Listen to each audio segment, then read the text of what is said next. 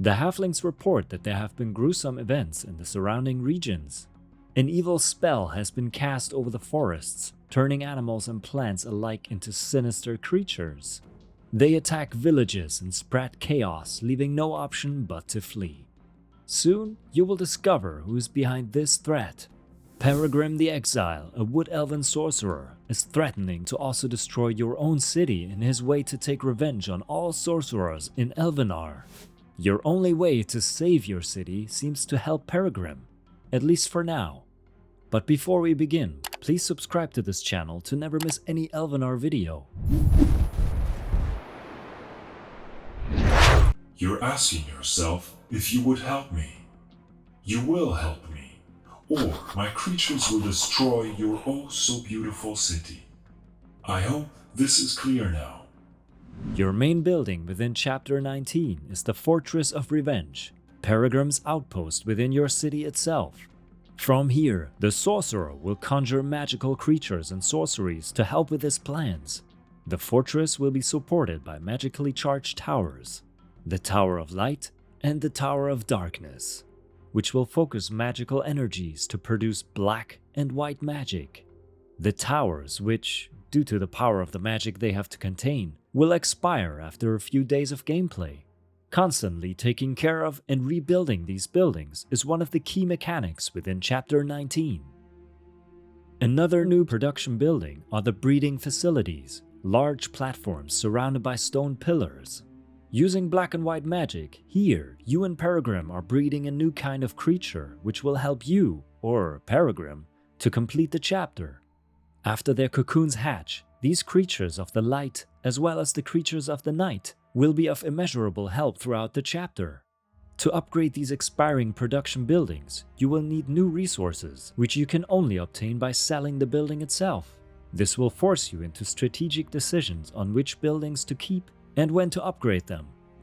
A dark, magical castle with a mad sorcerer's lab inside, whose architecture is a fusion of typical stone and giant roots that grow up to the rooftops. The mad sorcerer, cursed and fused with a treant, is shown over proportionally big in the center of the castle, conjuring magical creatures, his army to fight wars with lightning flashing from his arms. The fortress needs to be connected to the main hall via street connections. These towers produce white and black magic. As with the fortress, they are partly organic structures. Roots entwine the walls and hold them together. The magical energy literally flows out of them. With the help of the magical energy of the towers, creatures are bred in these breeding facilities. On a large platform lie tall cocoons that draw nutrients from the soil through huge roots. Creatures hatch out of these cocoons with which Peregrim wants to raise his army. Here, you will produce creatures of the light as well as creatures of the night. Creatures of this chapter are neutral to their own, but their behavior depends on their master, which in this case is Peregrim, who wants to use them for war. The breeding facilities need a street connection with the Fortress of Revenge, using the chapter-specific magical warpath. New ascended goods are now available in Quality 2. This will give the merchants 6 different goods to trade altogether. You will be able to produce the new Quality 2 items, Ethereal Aerosols, Wonder Wax, and Finest Flying Powder. To help with your production, you will be able to unlock a new production boost for one of the 3 ascended goods within the technology tree. These new ascended goods can only be traded with a trader of at least level 8, which you can also unlock within Chapter 19. As all ascended goods, they can only be traded using the merchants. There are no wholesaler offers with ascended goods. As usual, the amount of merchant trades and higher costs depend on the level of your main hall. Whenever you will upgrade your main hall, the merchant trade amount increases. Expiring settlement production buildings are introduced.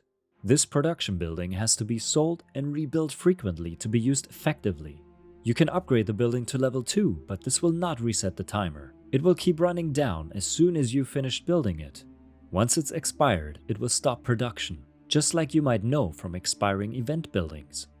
And new resale resources are new resources which you will obtain exclusively from selling certain buildings along the chapter. By selling a building, you usually only will get coins and supplies, We extended this functionality so it will now be possible for certain buildings to also yield any other potential resource when being sold. Of course, the new chapter will also bring a lot of new stuff. 4 new player portraits are added for reaching Chapter 19, plus 2 exclusive player portraits for building the Chapter 19 Ancient Wonder. 4 new units can now be upgraded: Storm Barbarian, Sword Acrobat, Sinister Cerberus, and Pro Ranger. 2 new Ancient Wonders are added: the Valorian Seal Tower and the Tree of Enlightenment. The Valorian Seal Tower is sized 5x6 units and has 2 effects. It decreases the decay of Unurium by a certain percentage, and it also gives Unurium for all coins picked up from residences. The Tree of Enlightenment is sized 4x3 units and also comes with 2 effects. It increases the production boost of ascended goods and produces the ranged unit Pro Rangers every 3 hours. Join our Facebook group now to discuss all about the new chapter. And with this, Chapter 19 and the Battle for Magic begins. Will you be able to help Peregrine taking his revenge? Do you even want to? You have no choice anyway. With your work, I can finally show those sorcerers that my wonderful black and white magic is superior to their parlor tricks. I will get my revenge and you will follow my orders, or else your puny city will suffer the consequences.